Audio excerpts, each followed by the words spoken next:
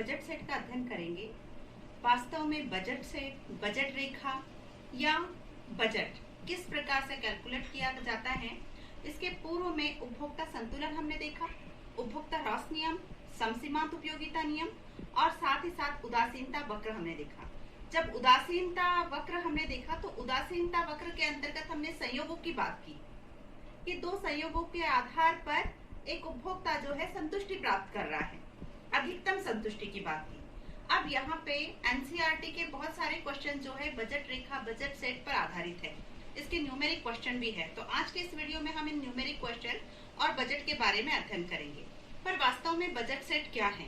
देखिए, एक व्यक्ति जो अपनी आय लाता है और उस आय को इस प्रकार से वह व्यय करता है कि उसके पास में कुछ बचत भी हो जाए और उसकी जरूरतें भी पूरी हो जाए, तो बजट सेट इन्हीं संयोगों को दर्शाता है।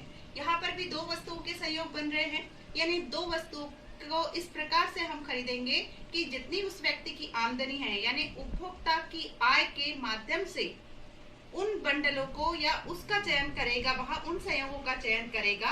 अब देखिए, ये जो संयोग शब्द हमने लिया, यहाँ पर हम उस शब्द का उपयोग बंडल के रूप में भी कर रहे हैं, यानी ऐसी दो वस्तुओं को खरीदेगा, इस प्रकार से उस पर अपनी आय का भाग खर्च करेगा कि वह उससे संतुष्टि प्राप्त कर ले और वह अधिकतम लाभ भी उसको मिल जाए, संतुष्टि भी मिल जाए और अपनी जो मुद्रा है उसको वह सही तरीके से, उचित तरीके से वो खर्च कर पाए। तो बजट सेट उन विभिन्न बंडलों को दर्शाता है जिसके ऊपर उपभोक्ता बाजार में विद्यमान कीमतों के आधार पर अपनी आय को खर्च करता है। तो इसकी आप परिभाषा देख सकते हैं बजट सेट की। अब परिभाषा के बाद में मतलब इस तरह से आप परिभाषा नोट्स के रूप में लिख सकते हैं, क्योंकि इसका क्वेश्चन पूछा जाता है। अब हम देखते हैं कि बजट रेखा क्या है। तो देखिए, ये बजट सेट हुआ, अब है बजट रेखा। तो जब हम दो संयोगों को बता रहे, दो वस्तुओं को ले रहे हैं और उसको ग्राफ पर निरूपण कर रहे हैं, तो वो आपकी बजट रेखा।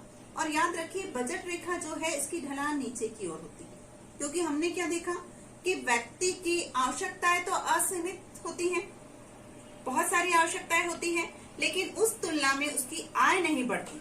और यदि आय बढ़ती है तो किसी एक वस्तु पर ज्यादा खर्च करेगा, जिस हिसाब से वह वस्तुओं को खर्च करते जाता है। उपभोक्ता की जरूरतें उसकी आय की तुलना में, जो आय जो है उसकी जरूरतें ज्यादा होती है, लेकिन आय उसकी तुलना में कम होती है, तो इसलिए इसकी ढलान भी नीचे की ओर होती है।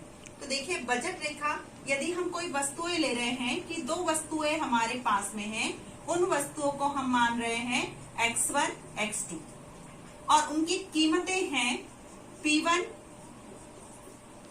P2। ये वस्तु की कीमत हुई, ये वस्तुएं हुई। अब उपभोक्ता की आय कितनी है? उपभोक्ता की आय को हम मान रहे हैं M। उपभोक्ता की आय, इसको हम प्रेजेंट कर रहे हैं M से। तो हमारी बजट रेखा का समीकरण बना, क्योंकि इस समीकरण के आधार पर हमको बहुत सारे न्यूमेरिक क्वेश्चंस करने हैं। तो इसका समीकरण बना हमारा P1x1 plus P2x2 is equal to M। ये आपका समीकरण है, इस समीकरण को आप ध्यान रखिए।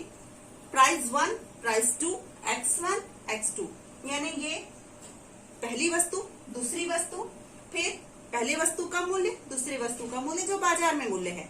तो यह जो उपभोक्ता की आय है, मान लीजिए वो जितना कमाता है, वो उस मूल्य के हिसाब से उस वस्तु की इकाइयों का उपयोग करेगा। यही आपका बजट सेट हुआ। तो बजट सेट में दो बंडलों की बात करेंगे हम, जैसे ये 4, 3 हम लेते हैं। हमने संयोग दिखाए थे पहले, उदासीनता वक्र देखा। तो ये जो है इस प्रकार से ये आपका बजट सेट है। अब कुछ क्वेश्चन हम करते हैं, कुछ न्यूमेरिक क्वेश्चन करते हैं, जिसके आधार पे ये चीजें आपको और ज्यादा क्लियर हो जाएगी। क्योंकि एनसीईआरटी की बुक में जो क्वेश्चन दिए हम उसी क्वेश्चंस को लेते हैं। तो आप देख सकते हैं इस क्वेश्चन, देखिए अभी क्वेश्चन जो है इसको पढ़ते हैं हम। एक उपभोक्ता दो वस्तुओं का उपभोग करने के लिए इच्छुक है, दो वस्तुएं ले रहा है, दोनों वस्तुओं की कीमत क्रमशः 4 रुपए और 5 रुपए है। एक की कीमत है 4 रुपए और दूसरी की कीमत है 5 रुपए। और उसकी जो आय है, उपभोक्ता की आय, जिसको हमने M से रिप्रेजेंट किया, वो है 20। अब 4 प्रश्न दिए, मतलब 4 उसके क्वेश्चन दिए हैं जिसको आपको सॉल्व करना है। पहला है बजट रेखा के समीकरण को लिखिए। तो बजट रेखा का समीकरण हमको किस प्रकार से लिखना पड़ेगा? अभी हमने समीकरण किस तरह से निकालते उसका सूत्र देखा। अब देखिए पहला हल जो हम देखते हैं इसमें देखिए बजट रेखा के समीकरण को लिखना है। तो वस्तुएं कौन कौन सी हैं? हमारे पास दो वस्तुएं हैं। माना कि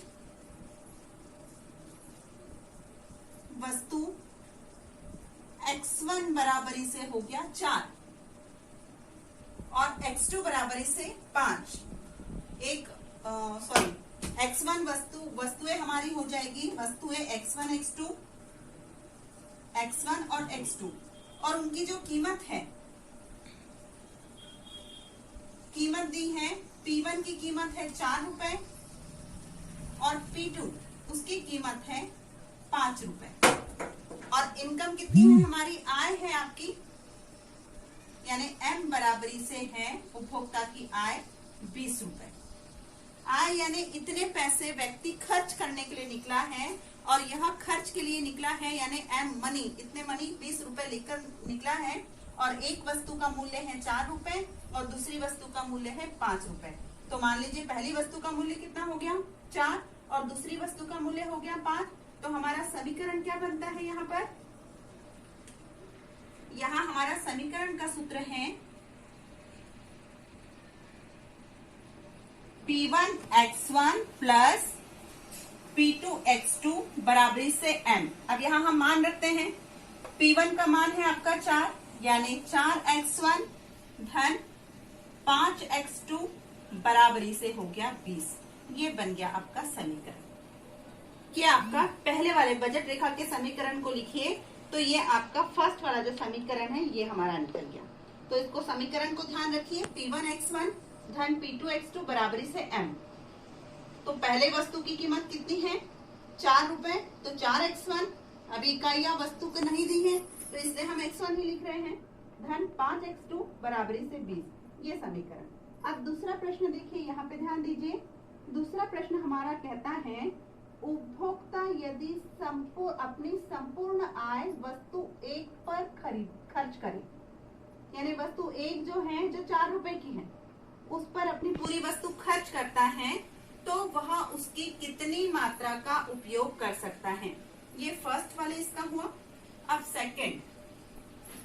सेकंड का आंसर निकलेगा कि यदि संपूर्ण आय किस पर खर्च कर रहा है? पहली वस्तु पर। तो यहाँ पे संपूर्ण आय निकालने के लिए उपभोक्ता की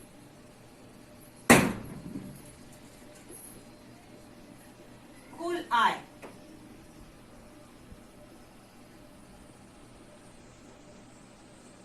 बटे ये आ जाएगा उसकी वस्तु 1 की कीमत।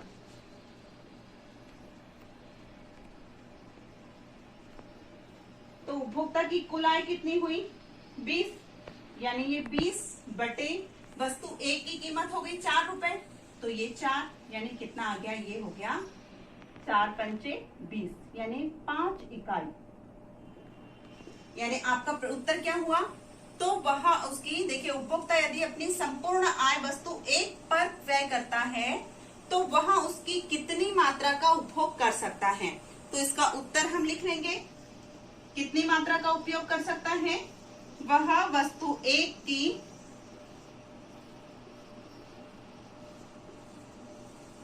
5 इकाई का उपभोग कर सकता है, यानी 5 इकाइयां वस्तु 1 की वह खरीद सकता है का उपभोग कर सकता है।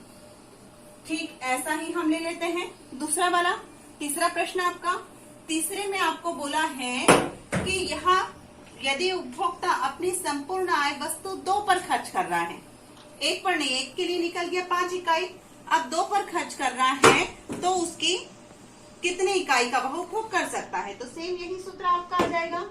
वस्तु 2 पर खर्च कर रहा है तो उपभोक्ता की कुल आय कितनी हो जाएगी? आपकी 20 है, बटे आपका निकल आया 5।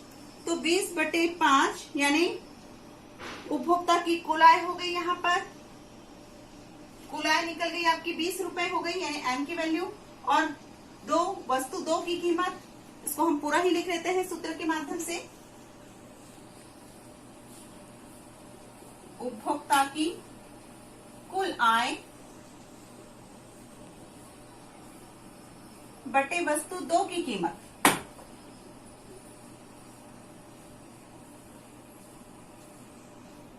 जो कितनी है 20/5, तो ये हो गया 4, यानी वस्तु 2 जो है उसकी कितनी इकाई का प्रयोग करेगा, यहाँ पे 4 इकाई का प्रयोग करेगा।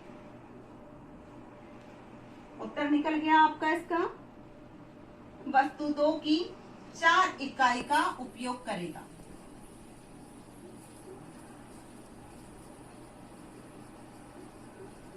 चार इकाई का उपभोग कौन करेगा, उपभोक्ता करेगा।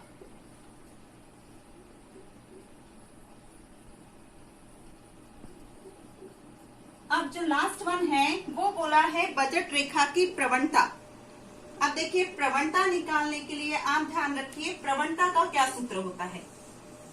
तो प्रवणता का सूत्र होता है -P1/P2, बजट रेखा की प्रवणता। ध्यान दीजिएगा सूत्र है आपका, ये 4th चीज आपका दिया है, 4th क्वेश्चन, बजट रेखा की प्रवणता।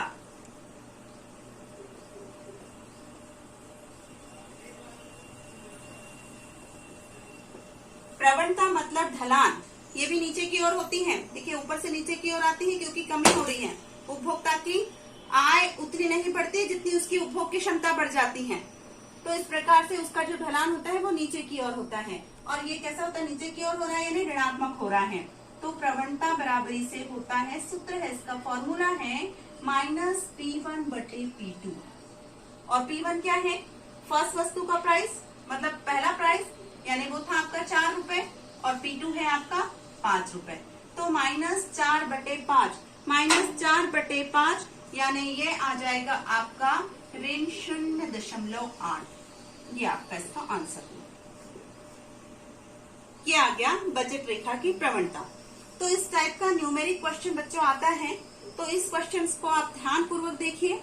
बहुत कठिन नहीं है, एकदम इजी है। हाँ, प्रश्न बड़ा लिखा जाता है, हमको समझ में नहीं आता है, इसलिए हम कर नहीं पाते हैं। तो सबसे पहले समीकरण आपको मालूम होना चाहिए। समीकरण क्या है, समीकरण के आधार पर उसमें मान आपको रखना है, छोटी छोटी इकाइयां हैं। इस प्रकार से ये क्वेश्चन बनता है। अब इसी क्वेश्चन को यदि हमको बोला गया कि बजट रेखा का समीकरण, कई बार आपको प्रश्न दिया जाता है समीकरण, उसको रेखा चित्र पे यानी बजट रेखा का जो समीकरण है उसको किस प्रकार से प्रदर्शित करते हैं। तो बजट रेखा में परिवर्तन बोल दिया जाता है कि पहले का परिवर्तन मूल्य यदि इतना है, जैसे मूल्य 4 रुपए और 5 रुपए है, इसका परिवर्तन ज्यादा हो गया यानी 2 गुना परिवर्तन हो गया, तो बजट रेखा में कितना परिवर्तन होगा, तो उसको भी हम समझा सकते हैं। इसको आप लोग ध्यान पूर्वक अच्छे से नोट कीजिए। देखिए आप एक क्वेश्चन में हम बजट रेखा को देखते हैं कि बजट रेखा जो हमारा क्वेश्चन था सेम वही क्वेश्चन है। उपभोक्ता की आय उसमें 20 रुपए थी, तो अब 20 रुपए से बढ़कर कितनी हो गई है, 40 रुपए हो गई है। और उसका जो मूल्य है, वस्तुएं X1 X2 वही है, मूल्य भी उसका 4 रुपए और 5 रुपए ही है, यानी मूल्य परिवर्तित नहीं हुआ है, मूल्य अपरिवर्तित है, लेकिन आय बढ़ गई है। तो इस प्रकार से जो हमारी पुरानी बजट रेखा बनी थी वो किस प्रकार से थी, देखो हम ग्राफ में निरूपण कर रहे हैं। ये मैंने एक्स अक्ष y अक्ष खींचा, यहाँ पर वस्तु 1 y अक्ष पे दिया और वस्तु 2 जो है x अक्ष पे लिया। अब यहाँ पे ध्यान दीजिए, यहाँ पे हमने 5 और 4 लिया। जब हमने पूरी इकाइयां वस्तु 1 पर खर्च की थी तो वो हो गया था 20/4 यानी 5 इकाइयां। तो इसलिए यहाँ पे 5 और ये 4, इस प्रकार से समीकरण हमारा क्या बना, 4x1 धन 5x2 बराबरी से 20। और इस प्रकार से हमने ये ग्राफ खींच लिया इसका। ये हो गई हमारी पुरानी बजट रेखा। अब क्या हुआ है, जब उपभोक्ता की आय 20 से बढ़कर कितनी होगी, 40 रुपए, यानी 20 गुणा 2 दुगुनी हो गई है। तो ये भी 4 का 8 हो जाएगा और ये 8 का, ये 5 का, ये 10 हो जाएगा। तो यहाँ पे जो 5 है वो 10 हो जाएगा। तो इस प्रकार से ये 5 और यहाँ पे 8। तो इस प्रकार से यहाँ जो नई बजट रेखा हो जाएगी, ये मूल्य परिवर्तित नहीं हुआ है, मूल्य अपरिवर्तित है, यानी 4x1 धन 5x2 बराबरी से 40। तो ये बन गई आपकी नई बजट रेखा। तो ये हुई आपकी बजट रेखा। ये भी एक क्वेश्चन है बच्चों आप लोग की बुक में। अब उसके बाद में हमारा लेते हैं बजट सेट। प्रश्न ध्यान दीजिए, उपभोक्ता 2 ऐसी वस्तुओं का करना चाहता है जो केवल पूर्णांक इकाइयों में उपलब्ध है, दोनों वस्तुओं की कीमत 10 रुपए के बराबर है, दोनों वस्तुओं की कीमत, एक की नहीं दोनों की, और उपभोक्ता की आय 40 रुपए है, तो अब उनको सेट करना है। सभी बंडल लिखिए जो उपभोक्ता के लिए उपलब्ध है।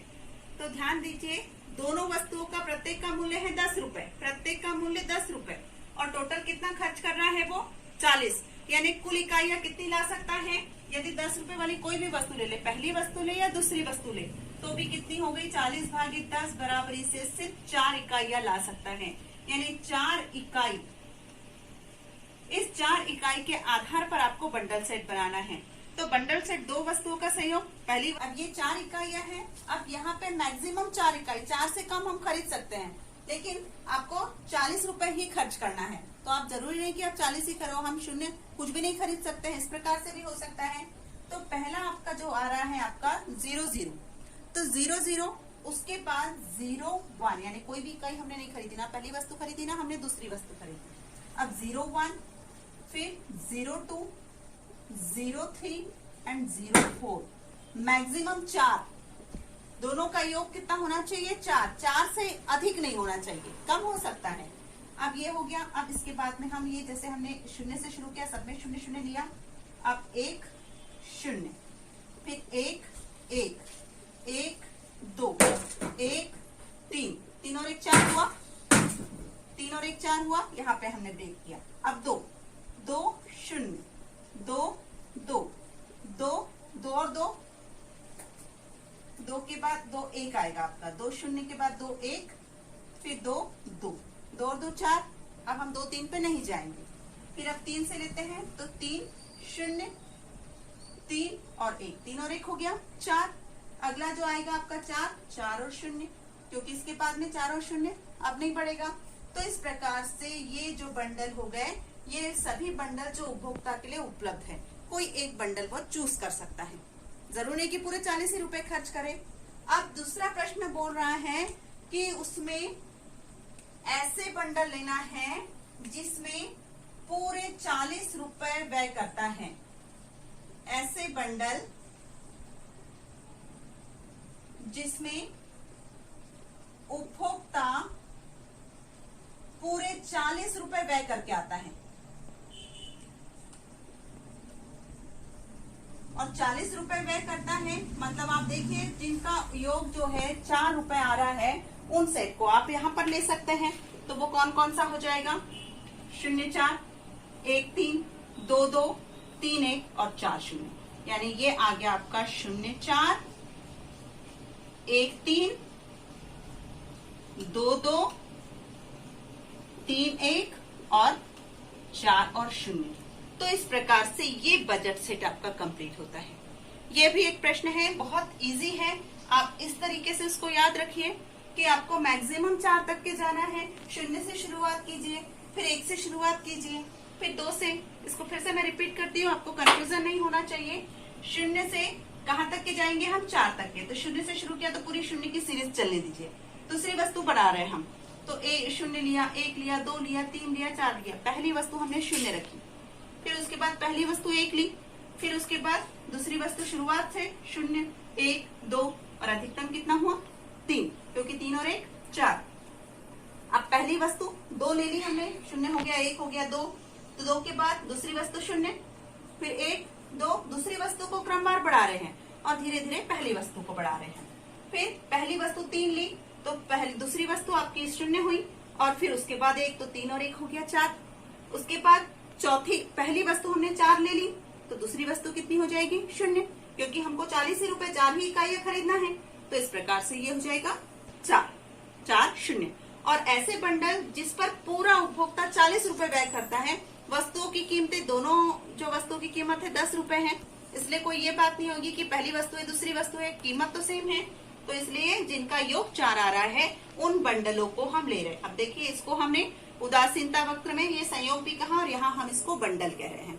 तो इस प्रकार से ये आपका बजट सेट, बजट रेखा और बजट रेखा की प्रवणता और बजट सेट। एक आता है एक दिष्ट अधिमान।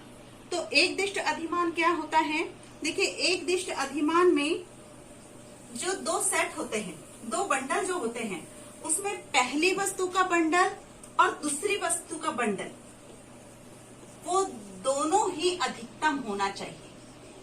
उसका जो चयन करते हैं, इसको हम एकदिष्ट अधिमान कहते हैं।